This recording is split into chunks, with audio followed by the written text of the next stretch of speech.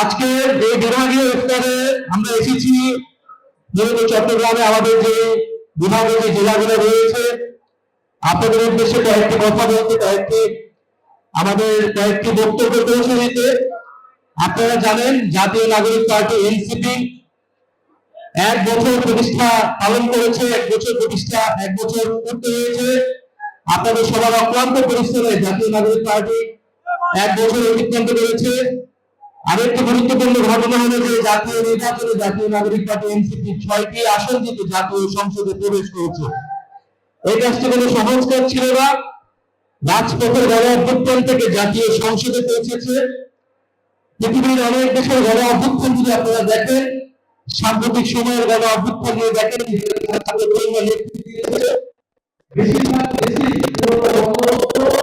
বিদ্যমান এস্টাবলিশমেন্ট নতুন নেতৃত্বকে রাজনৈতিক শক্তি হিসেবে ভাড়া হতে দেয় নাই। একই ঘটনা বাংলাদেশেও ঘটেছিল।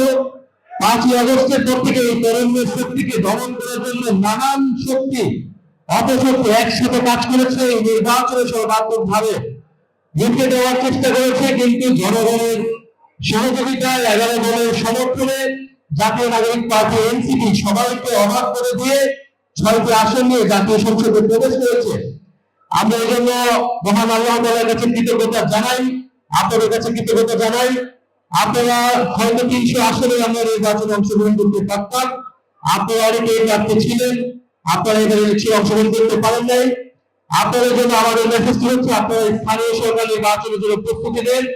আমরা সাধারণ মানুষ 11 দলকে যে ব্যাপক হারে ভোট দিয়েছিল, আমরা সেই ভোট ধরে রাখতে পারি নাই। সেই ভোট যদি আমরা সম্পূর্ণভাবে ধরে রাখতে পারতাম, নির্বাচনের ফলাফল অন্যরকম হতো।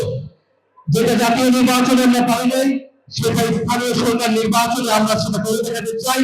স্থানীয় সরকার নির্বাচনে জাতীয় নাগরিক পার্টি এনসিপি অংশগ্রহণ করবে, আপনারা সেটার জন্য প্রস্তুত নেন। দ্বিতীয় বক্তব্যটি হচ্ছে আমাদের যে লড়াই বিচার সংস্কার এবং দুর্নীতি আধিপত্যবাদের বিরুদ্ধে, এই লড়াই সুযোগ শেষ হয়ে নাই। এই লড়াই আমাদেরকে নতুন করে শুরু করতে হবে।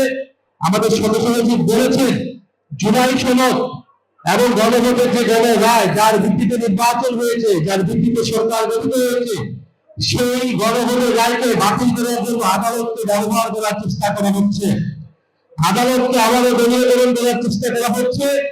আমরা স্পষ্টভাবে বলতে চাই, আদালতকে যদি রাজনৈতিক এজেন্ডার কারণে নিজেদের দলীয় এজেন্ডা নিয়ে ব্যবহার করা হয়, চেষ্টা করা হয়, তার পরিণতি খুবই করুণ হবে।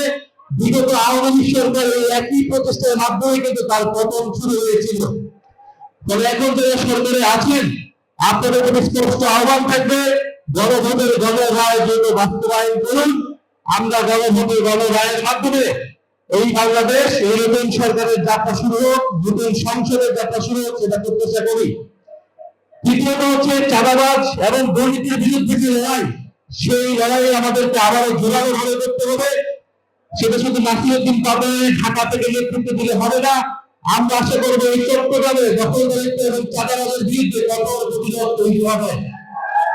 আপনারা যারা আছেন চাঁদাবাজির বিরুদ্ধে, দুর্নীতির বিরুদ্ধে, দখলদারিত্বের বিরুদ্ধে, আপনারা প্রতিরোধ গড়ে তুলুন, জনগণের পাশে দাঁড়ান, ছোট মধ্যবিত্ত ব্যবসায়ীদের পাশে দাঁড়ান, শ্রমজীবী মানুষের পাশে দাঁড়ান, যাতে কোনো চাঁদাবাজ সন্ত্রাস এই চট্টগ্রামে থাকতে না পারে।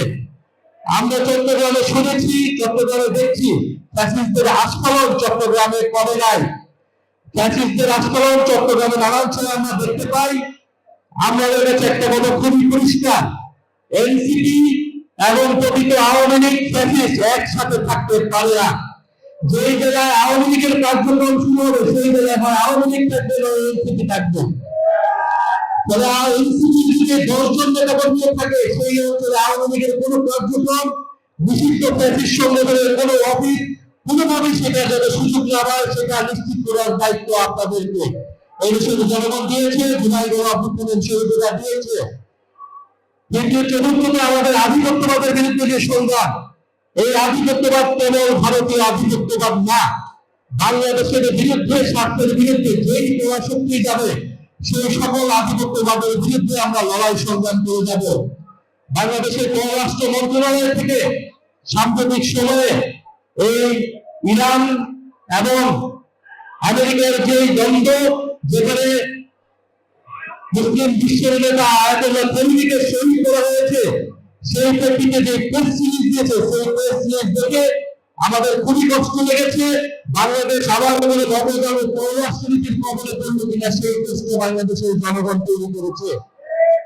এবং বাংলাদেশের পররাষ্ট্র মন্ত্রণালয়ের দায়িত্ব দেওয়া হয়েছে অন্তর্বর্তী সরকারের একজন উপদেষ্টাকে। কেন তাকে দায়িত্ব দেওয়া হলো? কোন পরাশক্তির স্বার্থ রক্ষার জন্য দায়িত্ব দেওয়া হলো?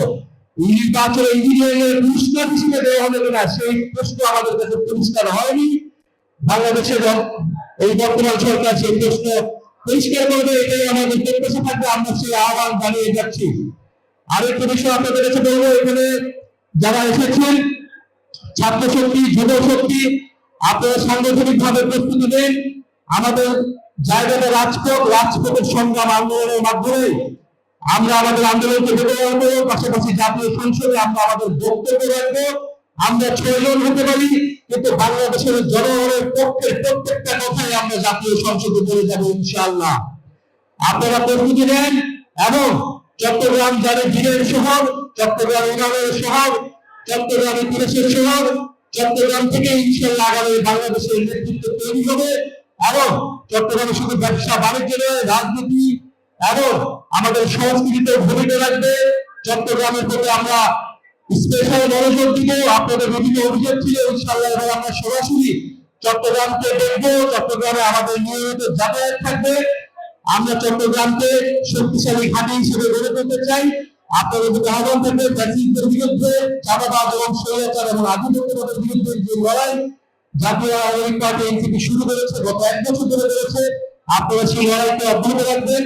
এবং ইফতার মাহফিলে যারা অতিথিরা রয়েছেন তাদেরকে ধন্যবাদ, কৃতজ্ঞতা জানাচ্ছি। যারা বিভিন্ন জেলা উপজেলা থেকে এসেছেন তাদেরকে ধন্যবাদ, কৃতজ্ঞতা জানাচ্ছি। আজকে আমরা এখানে ইফতার করবো, তারাবি করবো এবং চট্টগ্রামের মানুষদের সাথে আমরা মোলাকাত করবো।